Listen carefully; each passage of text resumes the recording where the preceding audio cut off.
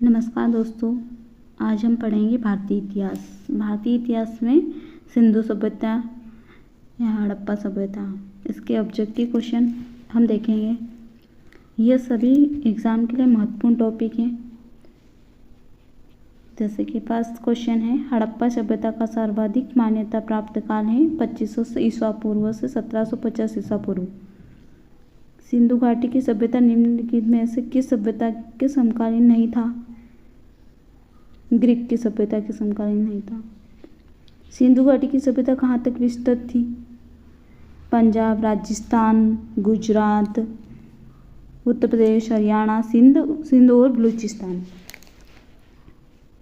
सिंधु घाटी की सभ्यता के घोड़े के अवशेष कहाँ मिले हैं? सुरकोटदा में मिले हैं। सिंधु घाटी सभ्यता कालीबंगन किस प्रदेश में? राजस्थान में। निम्नलिखित में से किस पदार्थ का उपयोग हड़प्पा काल के मोहरों मुद्राओं के निर्माण के मुख्य रूप में किया गया है? सेलखेड़ी। कौन सी मोहर मुद्रा? सेलखेड़ी। हड़प्पा सभ्यता किस युग की थी? कांस्य युग की थी। सिंधु घाटी सभ्यता के लोगों का मुख्य व्यवसाय क्या था? कृषि। हड़प्पा सभ्यता के निवासी थे। हड़प्पा सभ्यता के निवासी कौन थे? शहरी। हड़प्पा सभ्यता में निवासी कौन थे? शहरी।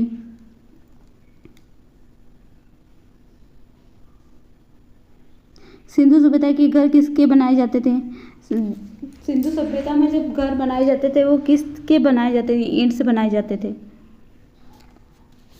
हड़प्पा सभ्यता किस वस्तु के उत्पादन में सर्वप्रथम थे? हड़प्पा सभ्यता वहाँ पे कौन सी उत्पादन होता था? कौन सा उत्पादन? कपास का उत्पादन होता था।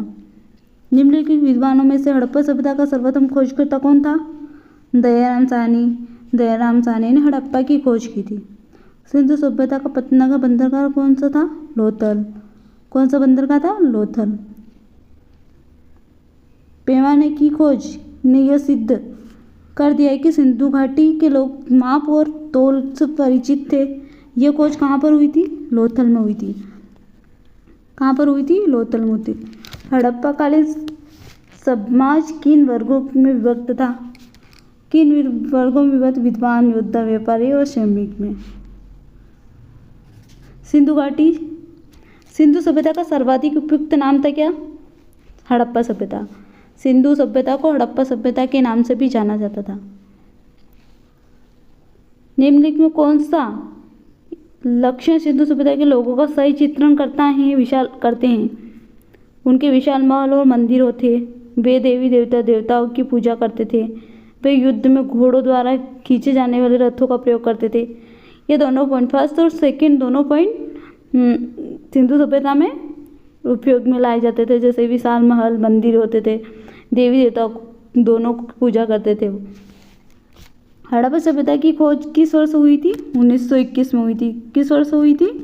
ये महत्वपूर्ण क्वेश्चन है ये। अब सब हड़प्पा सभ्यता के बारे में कौन सी उक्त सही है?